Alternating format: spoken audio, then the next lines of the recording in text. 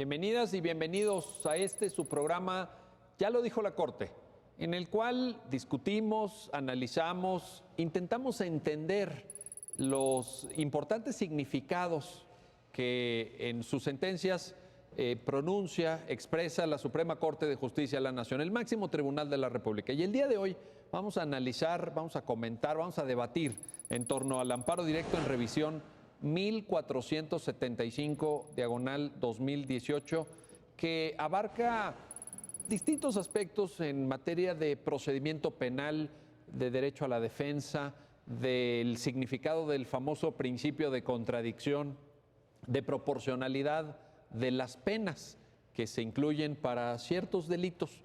Y para entender este caso, le doy la bienvenida al programa a Alejandro González Piña. Ya nos has acompañado antes, Alejandro. Gracias por estar aquí. Gracias. Es un gusto recibirte nuevamente. Y a Rodrigo Arredondo. Rodrigo, muy bienvenido.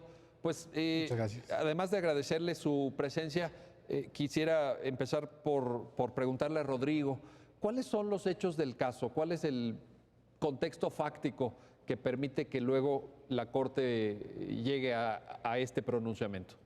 Bueno, el caso fue muy interesante en relación con los hechos. En enero de 2016 había un retén de militares analizando varias circunstancias, haciendo un perímetro, y vieron que unas personas venían en una camioneta blanca. Entonces se detuvieron para ver qué es lo que hacían y empezaron a ver que llegaba un domicilio, se metieron muchas personas en esa casa e hicieron un perímetro para resguardar la zona. De pronto ven que se acerca una pipa de las grandes que transportan material, agua, hidrocarburos, todo eso, y lo detienen. Al momento de que a la persona le piden que descienda, se ve nervioso y lo bajan. Al momento de bajarlo, ven que trae en la pipa y advierten que era de hidrocarburos. Entonces, dentro de la casa se empiezan a revisar lo que había, y había contenedores de 100 litros para contener todo ese tipo de material, peligroso. Los militares lo detienen, lo llevan al Ministerio Público, lo presentan, y en el Ministerio Público hacen todas las diligencias correspondientes, se va a sentencia, el juez lo condena por delitos de hidrocarburos, en términos del artículo 9, fracción segunda, inciso D. Y había una ley, ¿verdad?, específica.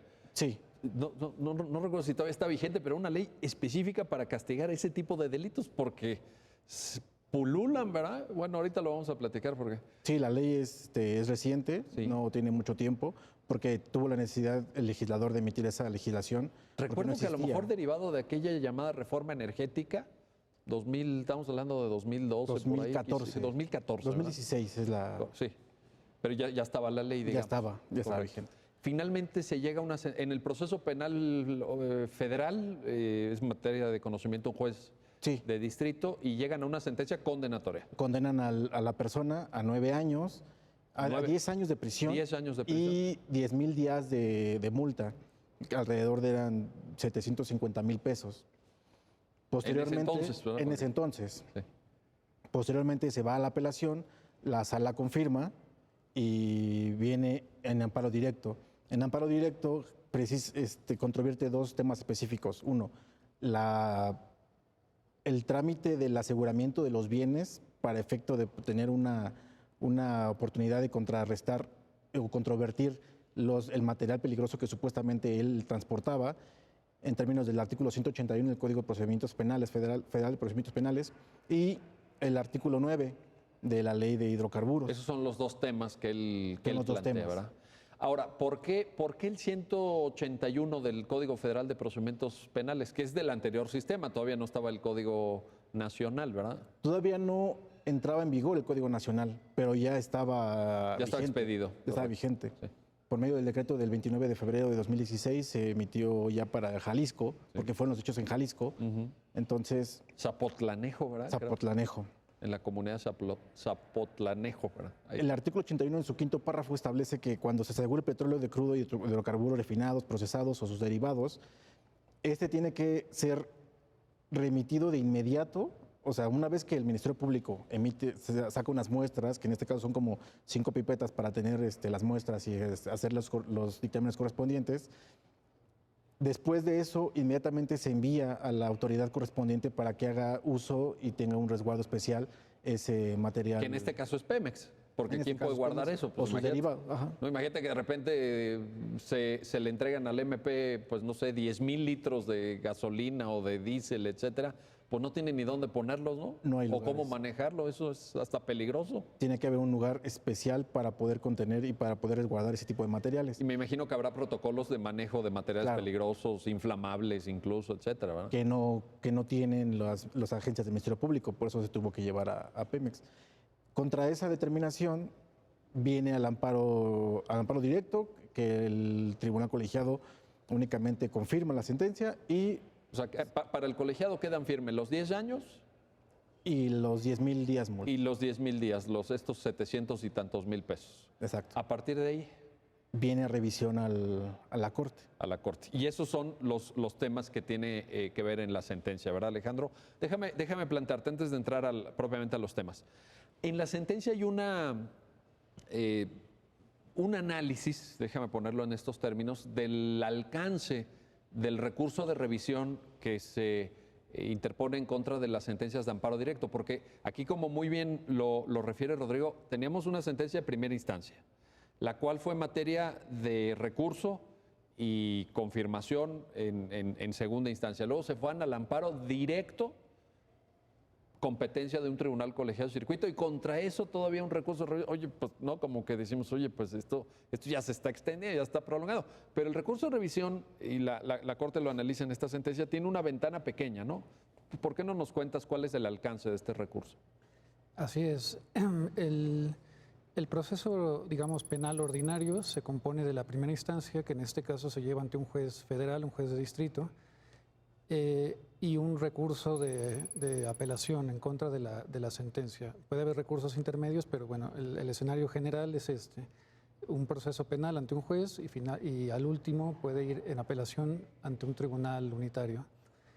Ese es el procedimiento ordinario. El juicio de amparo, como se ha dicho mucho, es un juicio extraordinario que teóricamente procede de manera excepcional ya contra actos definitivos de las autoridades ordinarias. Entonces, contra la sentencia de apelación que confirmó la condena de primera instancia, procede el amparo directo, procedió, y normalmente ahí termina el juicio, digamos. Pero excepcionalmente hay un recurso de revisión del que conoce la Suprema Corte por regla general y en algunas ocasiones se delega a los tribunales colegiados de circuito. Y la materia de este circuito y lo que lo hace excepcional es que solo pueden plantearse cuestiones de constitucionalidad. Y básicamente hay dos grandes cuestiones de constitucionalidad que pueden ser conocidas en este recurso extraordinario. Una es cuando se plantea la inconstitucionalidad de una norma general. En el caso se planteó la inconstitucionalidad de dos normas generales. Como lo dijo Rodrigo, el artículo 181 del Código Federal de Procedimientos Penales y el artículo 9, fracción segunda, inciso D, de la Ley Federal para prevenir y sancionar los delitos cometidos en materia de hidrocarburos. Es esta ley que abarcaba sanciones para este tipo de conductas, ¿verdad? Concretamente. Exactamente. Entonces, ese es un supuesto de procedencia del recurso, cuando se cuestiona la constitucionalidad de normas generales. El otro supuesto de procedencia es cuando se plantea la interpretación directa de un derecho humano, bueno, de una norma de la Constitución o de un derecho humano que esté previsto en un tratado internacional, porque de acuerdo a la jurisprudencia de la Corte y a la propia Constitución, este también se considera un tema de constitucionalidad. Entonces, en esos dos escenarios se puede abrir excepcionalmente el recurso de revisión, en el cual ya no se van a ver temas de legalidad, si está o no probado que se cometió el delito y este tipo de cuestiones, sino exclusivamente si la norma aplicada o si la interpretación del derecho humano efectuada en la sentencia es o planteada en la demanda y cuyo estudio se omitió en la sentencia, sí es correcta. La última palabra, digamos, en materia de constitucionalidad la tiene la Suprema Corte y excepcionalmente los tribunales Y el colegiados. alcance de la sentencia será respecto a eso nada más. Ya no temas probatorios, como dices, el contexto fáctico pues ya se deja un poco a la instancia ordinaria, etcétera, ¿verdad? Exactamente. Las cuestiones fácticas de pruebas de los hechos se resuelven en definitiva por los tribunales ordinarios y se confirman, en su caso, por el tribunal colegiado en amparo directo. Y en la Corte ya no se vuelve a analizar esa cuestión, sino exclusivamente los temas constitucionales. Si resulta que la norma fuera inconstitucional, pues entonces el efecto sería que en el caso no se aplique esa norma. Y si la interpretación que se realizó en el tribunal colegiado o la que omitió realizar, debiendo haberlo hecho, fuera incorrecta, se fija en la Corte cuál es la interpretación constitucional correcta y con esa base se le devuelve el asunto al tribunal colegiado para que resuelva, para que aplique esa interpretación y resuelva el caso. Ya haciéndose cargo de las circunstancias que queden salvaguardadas, digamos, porque ya, si a lo mejor ya se declaró la inconstitucionalidad de la norma, pues ya no tendrían el mismo fundamento jurídico, ¿no?, que sirvió para dictar la primera sentencia. A ver, Rodrigo, regresemos un poco a este punto. Dices, a ver, el 181 del Código Federal de Procedimientos Penales permitía que se entreguen pues esos litros, no sé, creo que no está en la sentencia cuántos litros eran. 20,000. 20,000. 20,000, imagínate, 20,000 litros. Entonces dice, pues devuélvanselos a Pemex, se quedan las muestras aquí, etcétera, pero el recurrente que fue pues sujeto de estas sanciones que atinadamente describiste, dice, oye, pues esto afecta mi derecho a la defensa, ¿no? El principio de contradicción, ¿qué va a pasar? Entonces, ¿cómo le voy a hacer? ¿Y cuál es la reflexión que hace ahí la Corte respecto a este primer punto? Sí. Es el párrafo quinto, si mal no recuerdo. Es el párrafo quinto. Del 181. 181, sí. Lo que ya estableció la Corte en un análisis similar del 181, que fue el párrafo cuarto, cuando se toman muestras de drogas, lo que se hace, ya determinó la Corte, que este material, por ser nocivo para la salud y no tener un centro donde se tiene que resguardar, se destruye.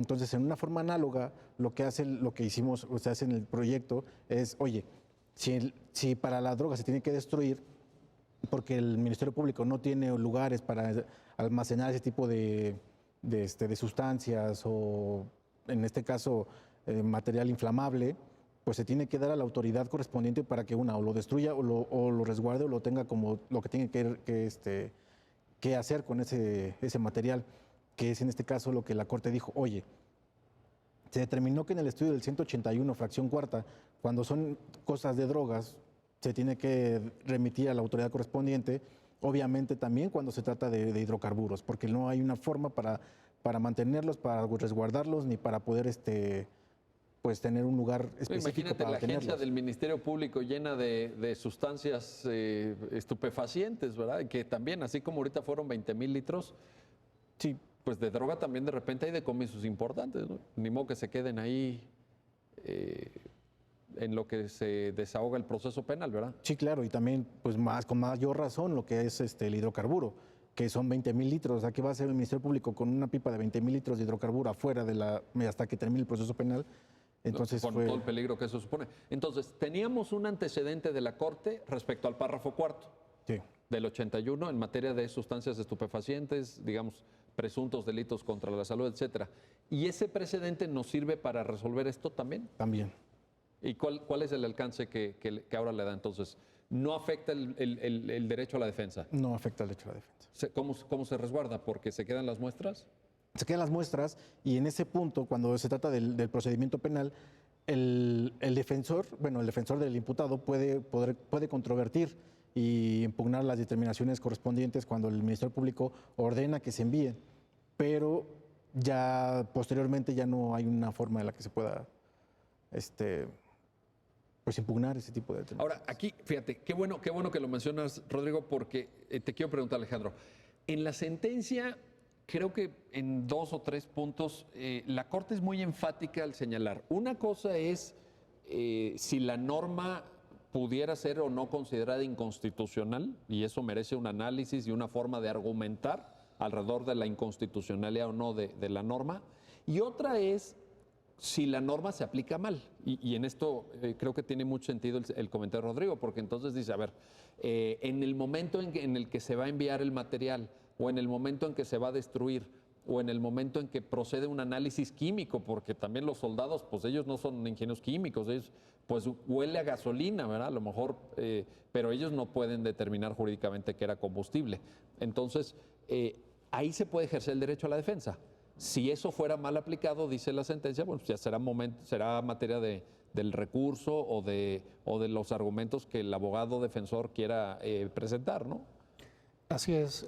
Lo que dice la norma, como bien lo mencionaron, es que cuando se detectan este tipo de sustancias, el Ministerio Público tiene que asegurarlas y dice de inmediato debe ponerlas en posesión de Pemex o sus subsidiarias para que le den el destino final.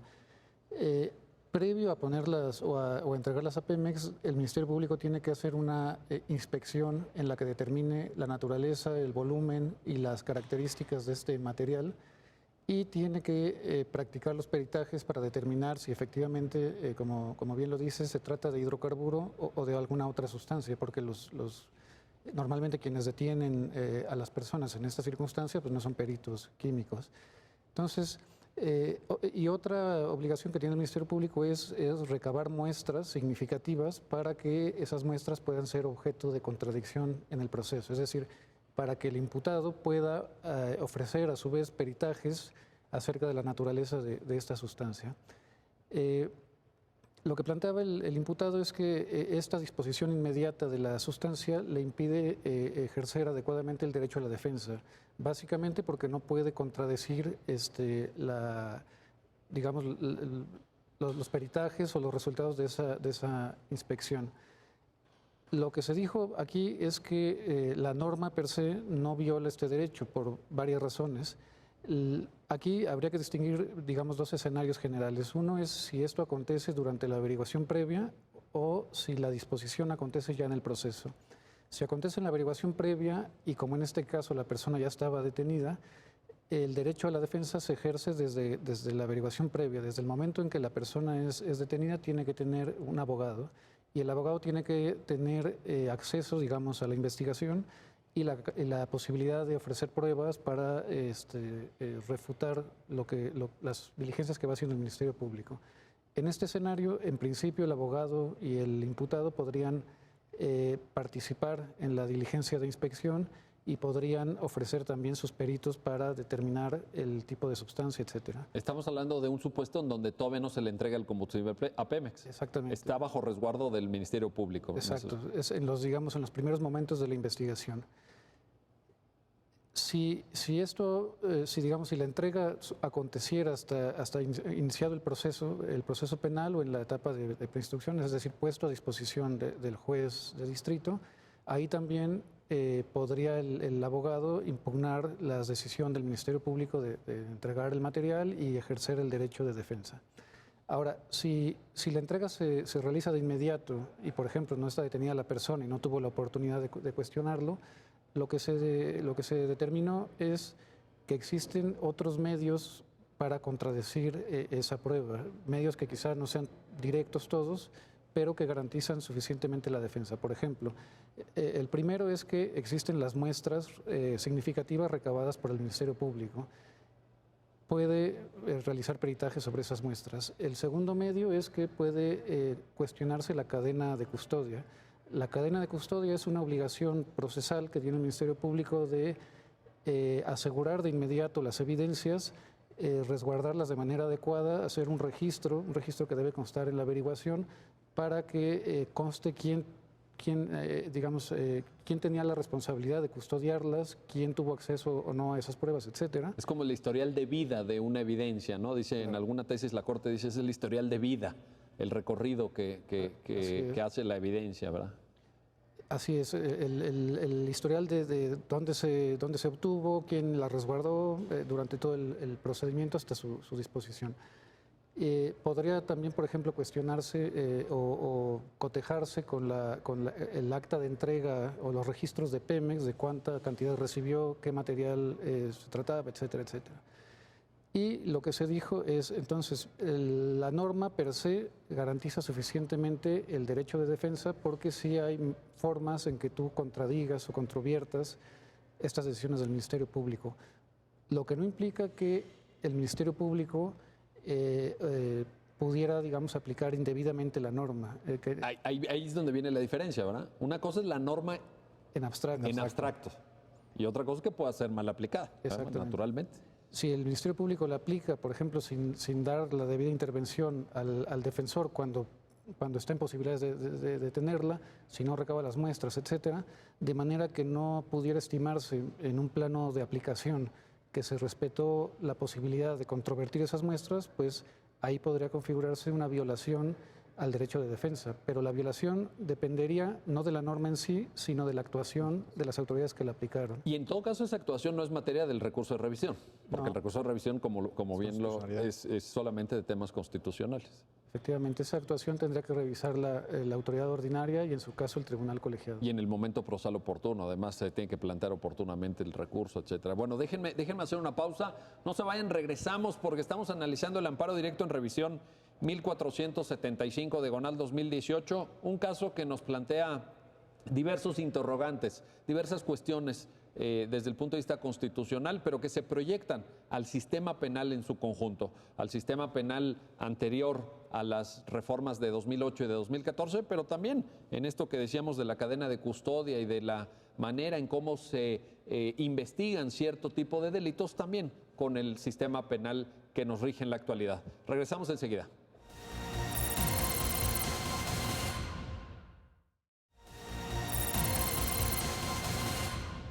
Ya estamos de regreso, ya estamos de vuelta en su programa, ya lo dijo la Corte, y estamos comentando, analizando, debatiendo sobre el amparo directo en revisión 1475 diagonal 2018, en el cual la Corte entra al estudio de una serie de temas, de aspectos relativos al sistema penal, particularmente a la forma en la que debe quedar garantizado el derecho a la defensa, la manera de materializar el principio de contradicción y sobre todo ese tema, creo yo, todavía novedoso, ahorita nuestros invitados nos lo van a explicar mejor, de la proporcionalidad de las penas, ese mandato del artículo 22 de la Carta Magna de la Constitución Política de los Estados Unidos Mexicanos.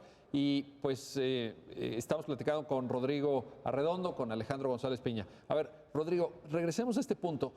¿Tiene o no sentido este párrafo quinto del 181? Es decir, para que la gente que nos está viendo lo entienda, se trata de que si hay un decomiso de combustible, litros, cientos de litros, miles de litros, pues no se queden en la agencia del Ministerio Público. Parecería sentido común, ¿no? Sí, claro. ¿Cómo lo valoras? De hecho, el sentido del artículo, bueno, de este párrafo en específico es para salvaguardar tanto la seguridad de la ciudadanía como para tener no tener peligro al medio ambiente. Porque, claro, imaginemos claro, qué buen punto. Sí, claro, o sea, es uno de los puntos orales. Sí. Porque cuando se decomisan, en este caso, como es en el delito de hidrocarburos, no son cientos, no son litros, son miles de litros. Miles. Son pipas completas en las que se llena, en las que se tiene que disponer de inmediato. Obviamente, el Ministerio Público tiene la obligación de recabar sus pruebas, lo llaman como pipetas, guardan una cantidad específica de hidrocarburo para poder hacer las pruebas correspondientes. ¿Qué es lo que nos decía Alejandro? Es decir, si por ejemplo el abogado defensor dice, oye, pero tú dijiste que es gasolina, pero yo digo que es otro tipo de líquido, yo puedo ofrecer mi propio peritaje. Con la prueba que ya se recabó por parte del Ministerio Público. ¿Hay suficiente líquido? Sí. O sea, ahí no diríamos, ¿cómo lo calificarías? No sufre el derecho a la defensa. Sí, claro que no. Está garantizado. Está garantizado.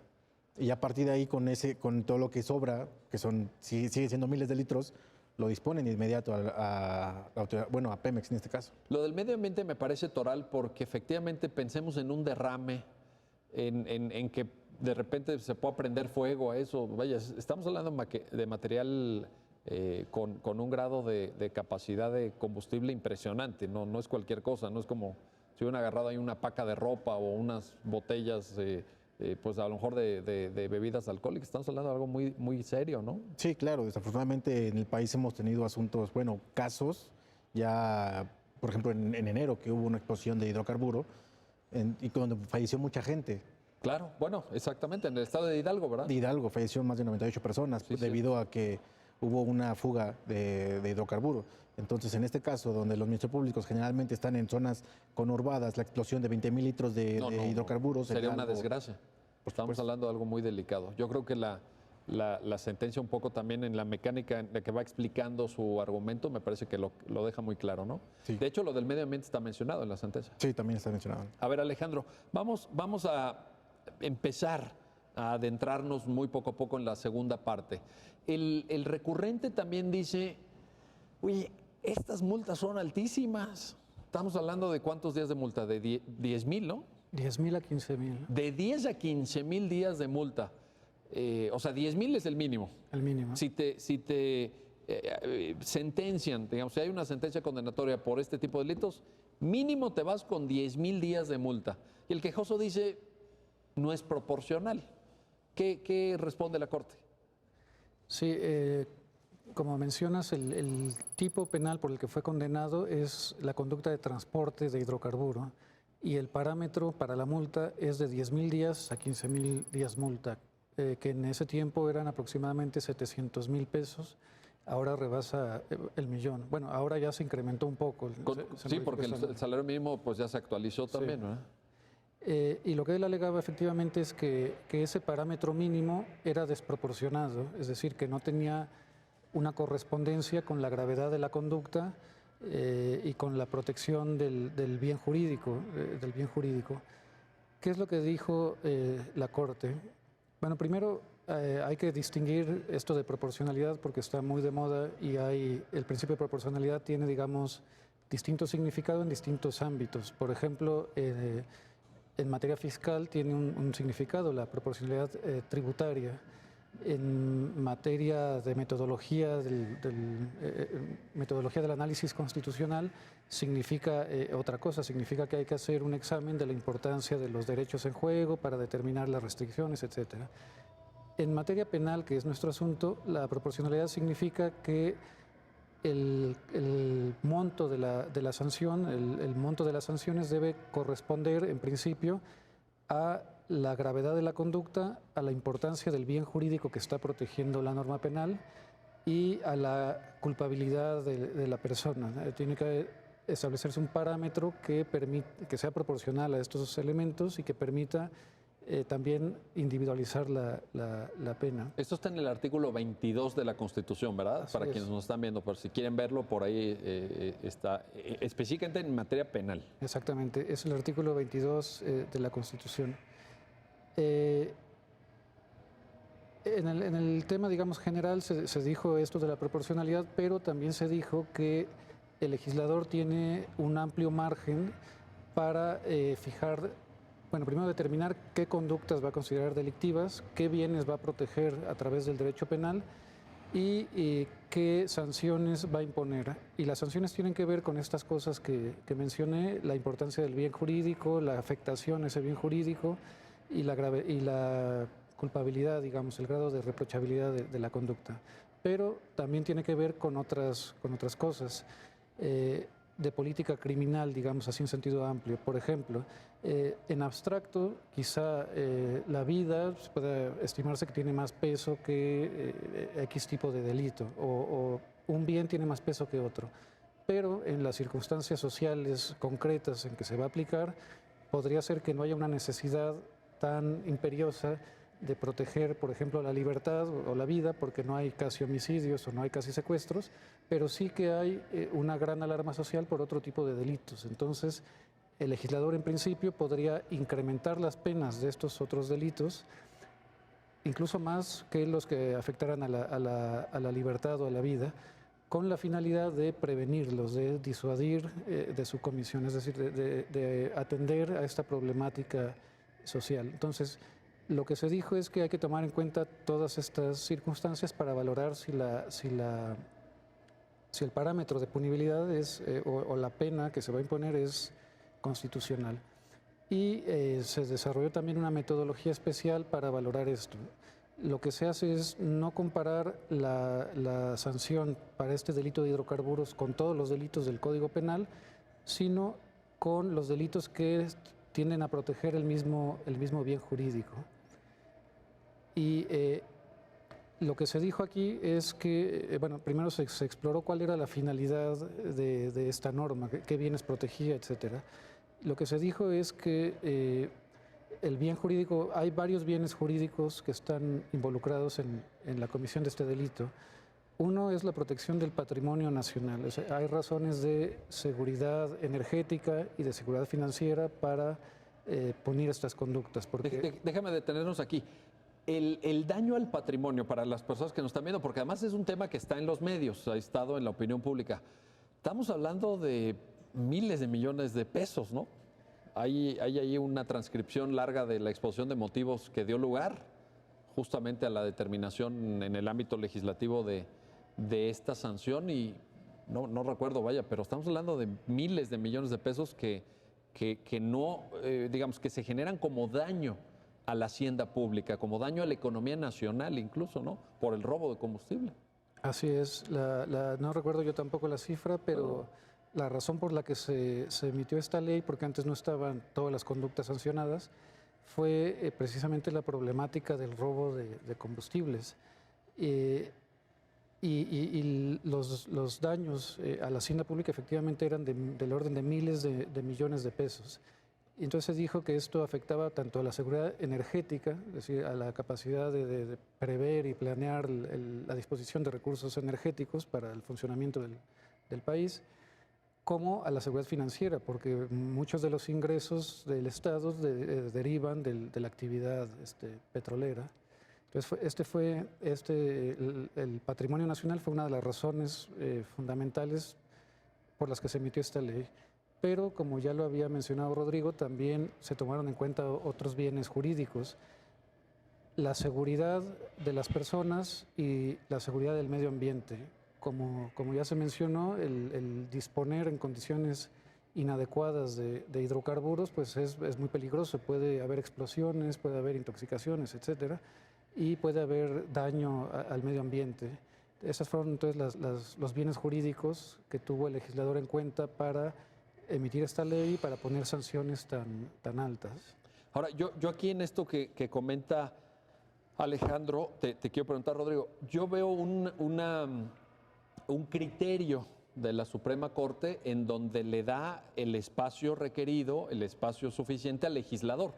Por ejemplo, en esto de pues, valorar un poco el grado de incidencia del delito de que se trate, que a lo mejor subió más, subió menos. Es decir, es una especie de, voy a exagerar quizá, pero de diálogo entre órganos del Estado mexicano, entre la Suprema Corte y el Poder Legislativo, ¿no te parece? Sí, claro, se le establece al Poder Legislativo algunos parámetros para que él tome en consideración diversos aspectos para efecto de que emita una normativa donde se sancione de manera adecuada a las personas que incurren en estos delitos.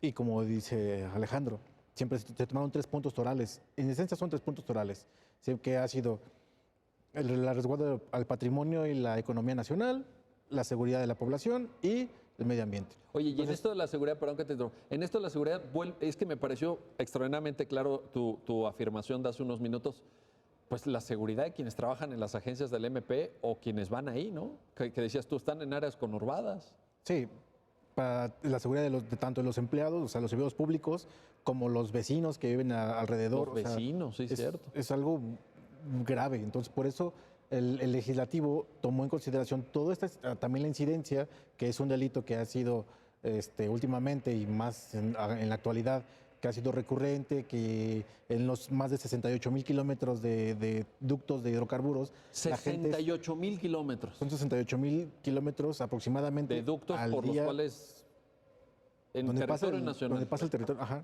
Es difícil vigilar eso. Muy difícil. Y por eso es tan fácil la incidencia de ese delito. Porque es muy fácil perforar un ducto y a partir de ahí sacarlo. Entonces, este tipo de parámetros son los que el legislativo tuvo para emitir esta legislación que ya ha sido muy, bueno, es muy, muy severa. Es muy severa, bastante. Porque de hecho también en el caso concreto se le impuso al recurrente la pena de 10 años, pero entiendo que es la mínima, ¿no?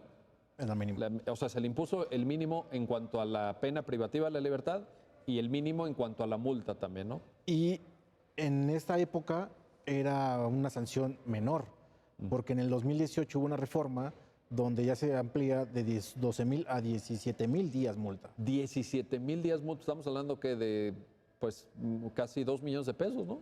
Sí. Ya con el salario mínimo. Bueno, este programa se está grabando en octubre del 2019, ¿no? Porque a lo mejor lo van a ver dentro de 3 o 4 años. En este momento estamos hablando de esa cantidad. A lo mejor en 3 o 4 años ya el salario mínimo ya está en, pues no sé, ojalá en 200 pesos al día, ¿verdad? No sabemos.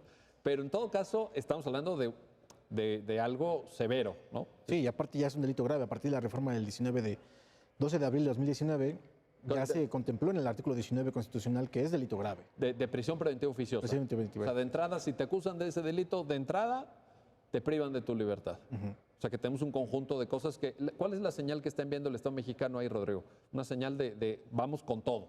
Con todo. O sea, contra los delitos en materia de hidrocarburos hay severidad por parte del Estado. Y yo creo que esto también queda muy claro en la sentencia. Ahora,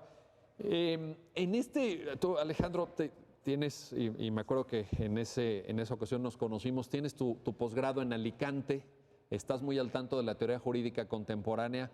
Esto que nos decía Rodrigo realmente se inserta en un debate fascinante para nosotros como abogados, que es la relación entre los órganos, el espacio que puede ocupar el control de constitucionalidad, cómo interactúan el legislador y los tribunales constitucionales, el margen de deferencia que se tiene que tener al legislador. ¿Crees que esta sentencia podría ser emblemática en ese sentido? Bueno, esta sentencia recoge ya un criterio que se ha venido sosteniendo en otras sentencias, en las que se da un margen amplio, dice el precedente, al legislador para que pondere todas estas situaciones en la determinación de las penas, las cuestiones de política criminal, la importancia de los bienes jurídicos que van a ser protegidos, etcétera.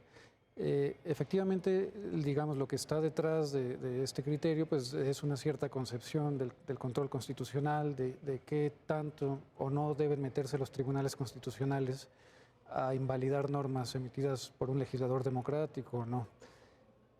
¿Qué tanto o qué tanto no? Pues es algo discutible, como bien lo dices, es el centro de una discusión. Yo lo que sí creo es que, digamos, aquí se dice que tiene un amplio margen, pero no es un margen absoluto. No, bueno, finalmente el mandato del artículo 22 al que te referiste hace unos minutos, ahí está. Exacto. O sea, eso da, ¿cómo le diríamos? Acota de alguna forma, le da un límite a lo que la Corte puede decidir, por supuesto. Efectivamente, un límite a lo que la Corte puede decidir y también a lo que el legislador puede decidir. A lo que puede hacer, claro. Él puede tener en cuenta todas estas circunstancias, pero, digamos, debería justificar, en principio,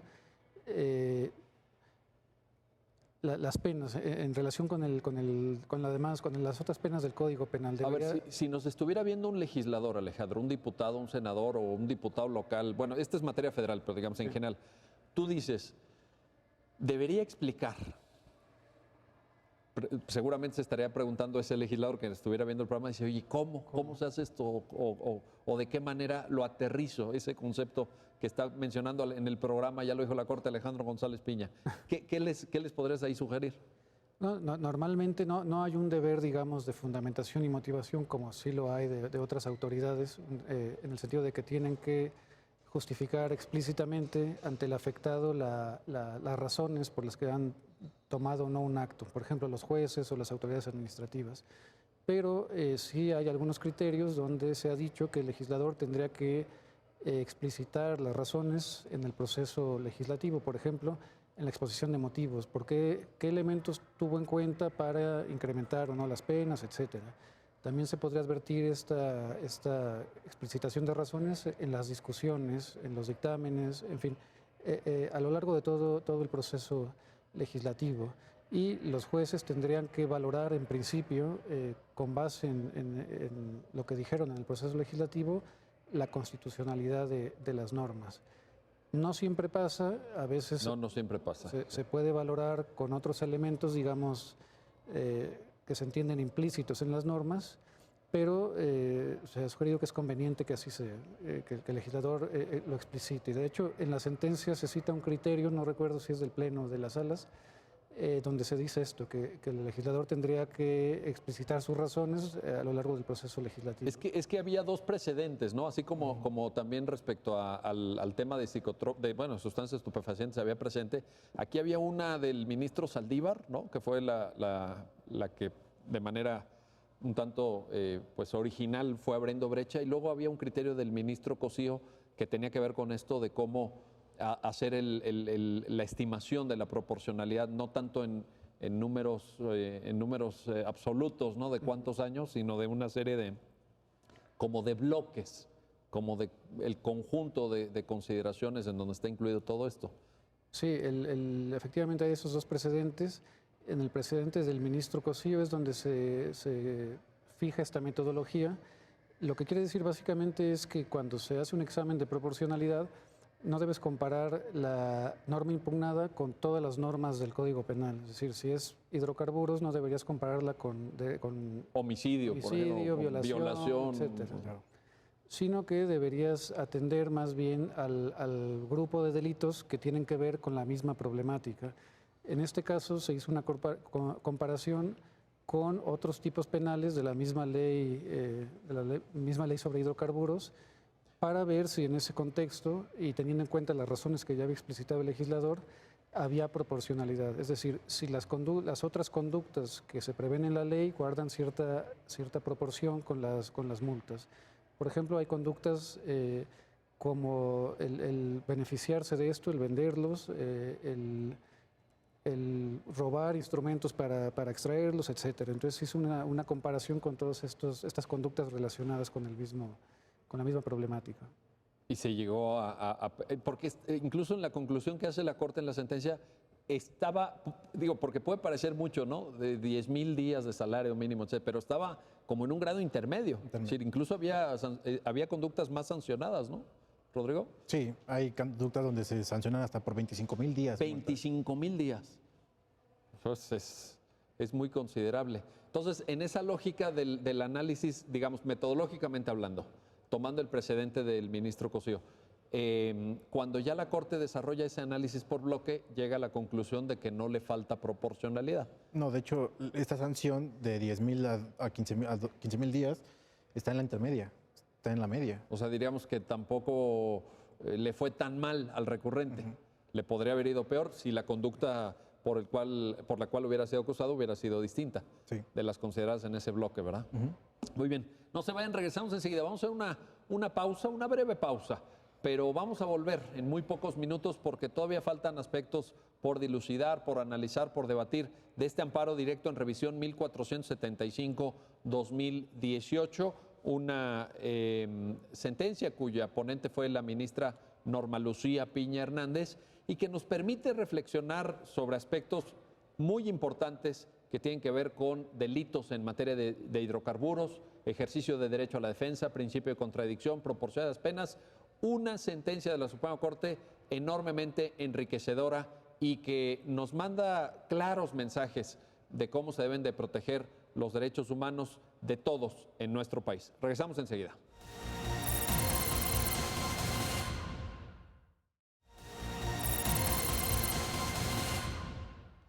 Estamos de regreso, ya estamos de vuelta en su programa, ya lo dijo la Corte, y el tema de hoy es un conjunto de temas, mejor dicho, muy importante, derivados del amparo directo en revisión 1475/2018. Y quiero ahora regresar, Rodrigo, con un tema que ponía en la mesa Alejandro, y que me parece muy importante incluso para lo que habrá de seguir en el análisis que hagan los tribunales federales del principio de proporcionar las penas, la justificación. Desde luego el Estado mexicano tiene una política criminal. La política criminal del Estado mexicano está determinada por cuestiones de índole coyuntural, a veces que si un delito sube más, que si no, en fin.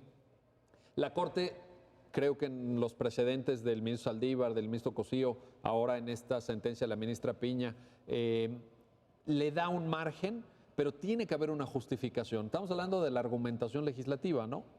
Sí, claro. ¿Cómo verías tú hacia adelante esta cuestión? Pensando en el mismo ejemplo que le puse a Alejandro, si nos estuviera viendo un diputado, o es más, un diputado te pregunta ahorita, oye, Rodrigo, ¿qué hacemos para cumplir con los estándares fijados por la Corte en esta sentencia? ¿Qué le podrías contestar?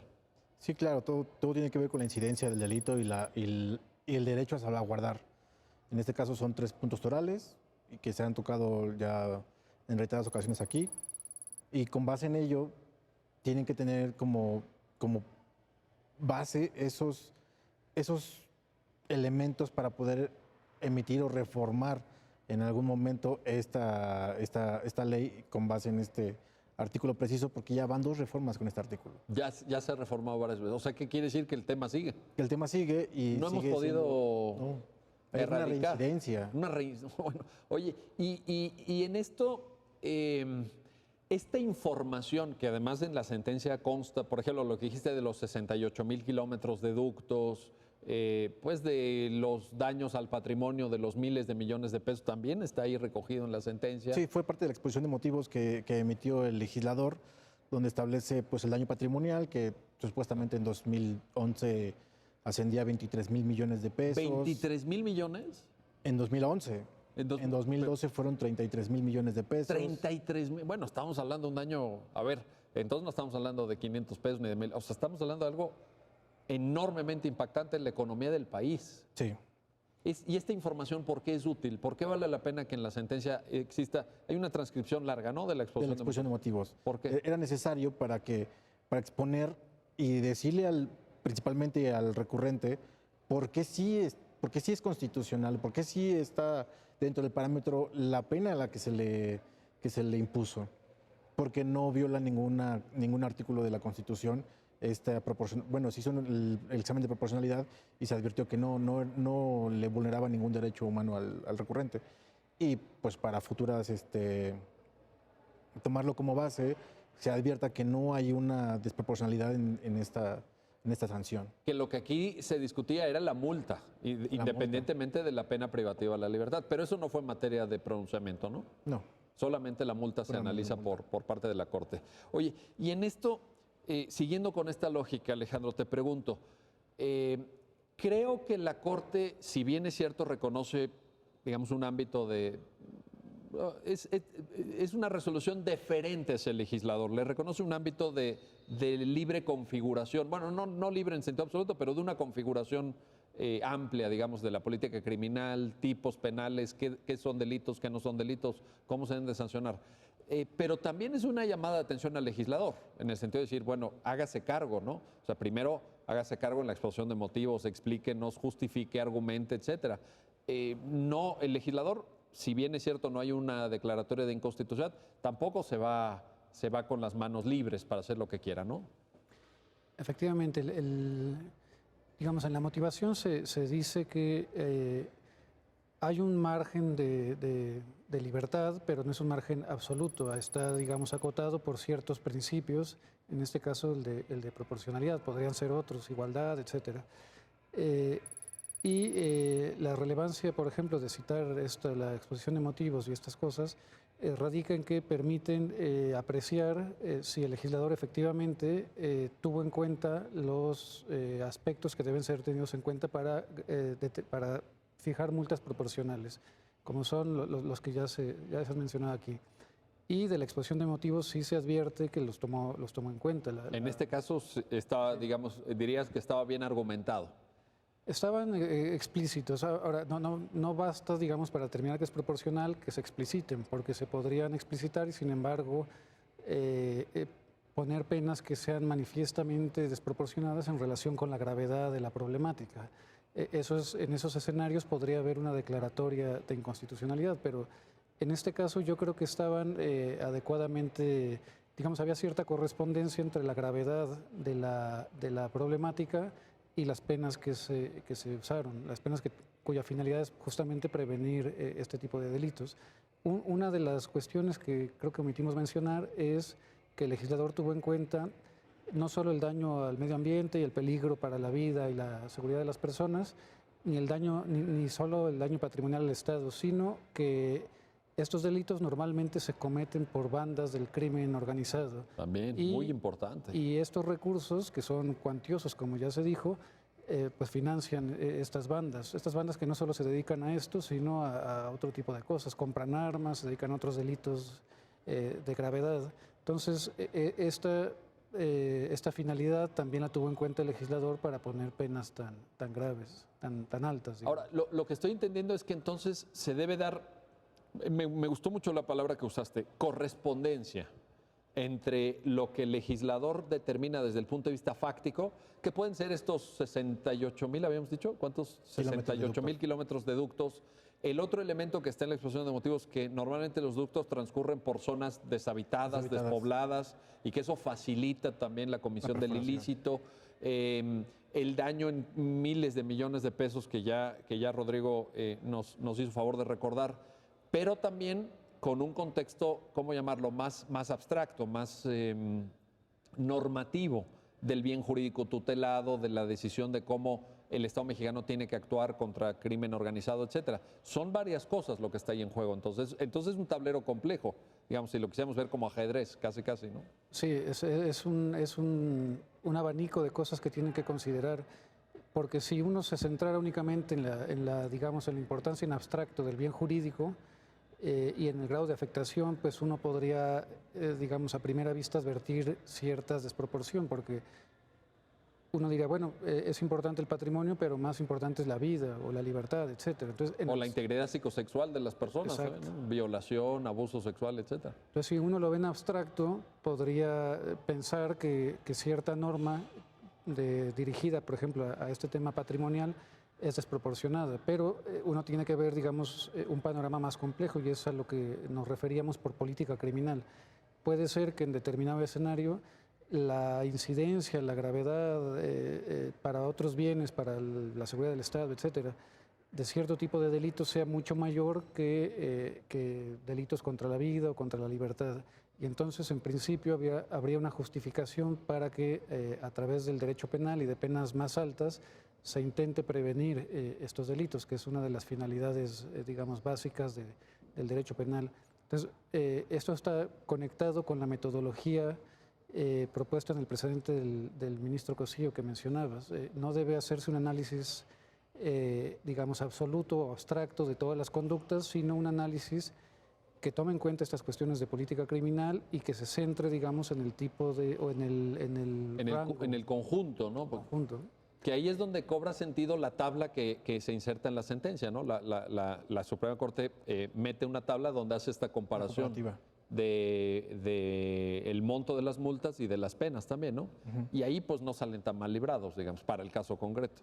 Lo que decía Rodrigo de que está en la tablita media, ¿no? Sí, con todas las conductas que se tipificaron en esta ley, hay conductas más graves, consideradas por el legislador más graves, otras menos graves, y este tipo de sanción está en el rango medio. ¿Por qué era transporte, verdad, Rodrigo? Transporte. O sea, pensemos cuál podría ser una conducta más grave, lo del tema de uso de recursos. Resguardarla. Cuidarla, el lugar donde estaba. Y ahí cuidado. También vienen multas altísimas, ¿no? Multas altísimas. Pero estamos hablando de un tema, es decir, y me gustó mucho también, creo que en el primer bloque citaron el tema de estupefacientes, ¿no? En este también me da la impresión que estamos hablando de un tema de enorme seriedad y que el Estado mexicano tiene el deber indeclinable de actuar. Es decir, estamos ante un evento, pues no menor, no es un robo así de que, ¿no? Oye, el celular, se llevaron el celular o algo así. Estamos hablando de una cuestión de Estado, ¿no te parece? Sí, claro, como decía Alejandro. O sea, la prevención de este delito y de los demás, bueno, en estos casos, es la incidencia que tiene el crimen organizado. O sea, es el crimen organizado contra el Estado.